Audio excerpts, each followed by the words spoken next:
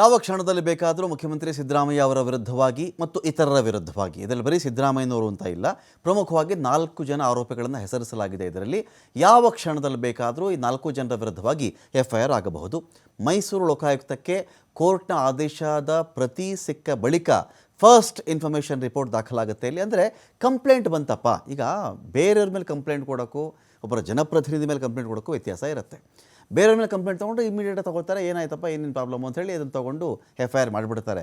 ಆದರೆ ಜನಪ್ರತಿನಿಧಿಯ ಮೇಲೆ ಮಾಡಬೇಕಾದಾಗ ಕಾರಣ ಎಲ್ಲರೂ ಇದನ್ನೇ ಚಾಳಿ ಮಾಡ್ಕೊಂಬಿಟ್ರೆ, ಸಿದ್ದರಾಮಯ್ಯನವ್ರು ಕಂಡ್ರಾಗಲ್ಲ, ಯಡಿಯೂರಪ್ಪ ಅವ್ರು ಕಂಡ್ರಾಗಲ್ಲ, ಕುಮಾರಸ್ವಾಮಿ ಅವ್ರು ಕಂಡ್ರಾಗಲ್ಲ, ಹೋದ ಬಂದ ಪೊಲೀಸ್ ಸ್ಟೇಷನ್ ಕಂಪ್ಲೇಂಟ್ ಕೊಟ್ಟ ಅಂತ ಆಗಿಬಿಟ್ರೆ ಅದಕ್ಕೇನು ಮಾಡಬೇಕಾಗತ್ತೆ, ಸಕ್ಷಮ ಪ್ರಾಧಿಕಾರಗಳು ರಾಜ್ಯಪಾಲರನ್ನು ಅವರು ಹೋಗಿ ಕಾಣಬೇಕು, ದೂರು ಕೊಡಬೇಕಿಂತ ದೂರಿದೆ ಸ್ವಾಮಿ, ಇಂಥ ಅಂಶಗಳು ನಮ್ಮ ಬಳಿಯಲ್ಲಿದೆ, ಸ್ವಲ್ಪ ಚೆಕ್ ಮಾಡಿಬಿಟ್ಟು ಈ ದೂರಿಗೆ ಅನುಮತಿ ಕೊಡಿ ಅಂತ. ಅದನ್ನೇ ಈ ಖಾಸಗಿ ದೂರುದಾರರು ಮಾಡಿದ್ದು.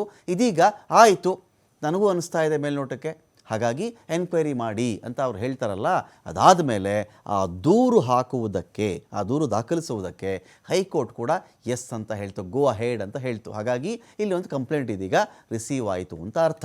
ಮೈಸೂರು ಲೋಕಾಯುಕ್ತಕ್ಕೆ ಕೇಸ್ ದಾಖಲಿಸಬೇಕು ಅಂತ ಹೇಳಿ ಕೋರ್ಟ್ನ ಕಡೆಯಿಂದ ಸೂಚನೆ ಬಂದಿದೆ. ಕೋರ್ಟ್ ಆದೇಶದ ಪ್ರತಿಗಾಗಿ ಸದ್ಯಕ್ಕೆ ಮೈಸೂರಿನ ಲೋಕಾಯುಕ್ತ ವೆಯ್ಟ್ ಮಾಡ್ತಾ ಇದ್ದಾರೆ. ಆದೇಶದ ಪ್ರತಿ ಬಂದ ತಕ್ಷಣವೇ CM ಸಿದ್ದರಾಮಯ್ಯ ಅವರ ವಿರುದ್ಧವಾಗಿ FIR ಆಗುತ್ತೆ. CM ಸಿದ್ದರಾಮಯ್ಯ ಅವರು ಸೇರಿದಂತೆ 4 ವಿರುದ್ಧ FIR ಆಗುತ್ತೆ. 4ರನ್ನು ಕೂಡ ವಿಚಾರಣೆ ಮಾಡ್ತಾರೆ ಲೋಕಾಯುಕ್ತ ಅಧಿಕಾರಿಗಳು. ಅಂದರೆ ನೋಟಿಸ್ ಕೊಟ್ಬಿಟ್ಟು ವಿಚಾರಣೆ ಮಾಡ್ತಾರೆ. ಅವರು ನಮಗೆ ಇಂಥ ಕೆಲಸದಲ್ಲಿ ಬೇಕು ಅಂಥೇಳಿ ಅವರು ಯಾರ ಕಡೆಯಿಂದ ಬೇಕಾದರೂ ಶುರು ಮಾಡ್ಕೊಳ್ಬಹುದು. ಈ 4ರೇನ, ಮುಡಾದಲ್ಲಿ ಬೇರೆ ಅಧಿಕಾರಿಗಳಿದ್ರ, ಯಾವ ಕಾಲದಿಂದ ಇದು ಮಂಜೂರಾಯಿತು, ಯಾರ್ಯಾರು ಇದಕ್ಕೆ ಏನೇನು ಕೊಟ್ಟರು, ಈ ದೇವರಾಜ್ ಯಾರು, ಮಲ್ಲಿಕಾರ್ಜುನ್ ಯಾರು, ಇವರಿಗೆ ಭೂಮಿ ಎಲ್ಲಿಂದ ಬಂತು, ನಿಂಗ ಯಾರು, ಎಷ್ಟು ಪರಿಹಾರವನ್ನು ಪಡ್ಕೊಂಡಿದ್ದಾರೆ, ಎಲ್ಲಿಂದ ಬೇಕಾದರೂ ಅವರು ತನಿಖೆಯನ್ನು ಶುರು ಮಾಡಿಕೊಳ್ಳಬಹುದು. ಈ ಒಂದು ಕೇಸಲ್ಲಿ A1 ಆಗಿ ಸಿದ್ದರಾಮಯ್ಯ ಅವರು ಇರ್ತಾರೆ, ಮುಖ್ಯಮಂತ್ರಿಗಳು. A2 ಪಾರ್ವತಿ BM ಇರ್ತಾರೆ, ಸಿದ್ದರಾಮಯ್ಯ ಅವರ ಧರ್ಮಪತ್ನಿ.